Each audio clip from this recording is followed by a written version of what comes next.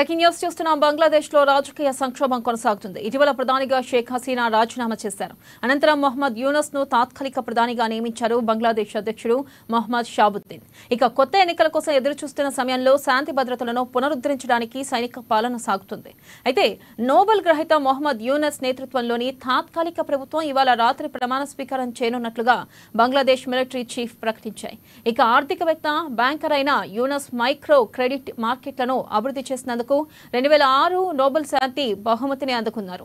ఇక ఆయన 1986లో స్థాపించిన గ్రామీణ బ్యాంకు ద్వారా వేలాది మంది పేదరికం నుంచి బయటపడేందుకు, సాధారణ బ్యాంక్ రుణాలకు అర్హత లేని వ్యాపారవేత్తలకు చిన్నపాటి రుణాలను అందించినందుకు ప్రశంసలు అందుకున్నారు.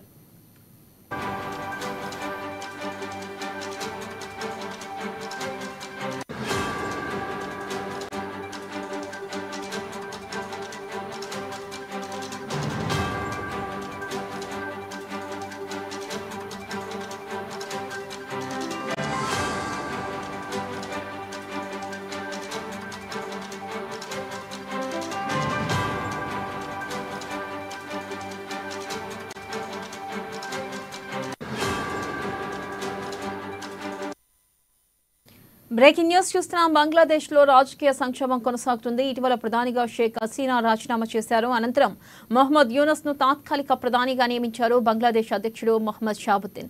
కొత్త ఎన్నికల కోసం ఎదురుచూస్తున్న సమయంలో శాంతి భద్రతలను పునరుద్ధరించడానికి సైనిక పాలన సాగుతుంది.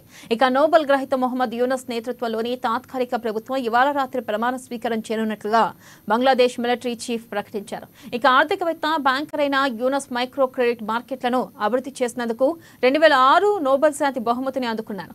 ఇక ఆయన 1983లో స్థాపించిన గ్రామీణ బ్యాంకు ద్వారా వేలాది మంది పేదరికం నుంచి బయటపడేందుకు, సాధారణ బ్యాంక్ రుణాలకు అర్హత లేని వ్యాపారవేత్తలకు చిన్నపాటి రుణాలను అందించినందుకు ప్రశంసలు అందుకున్నారు.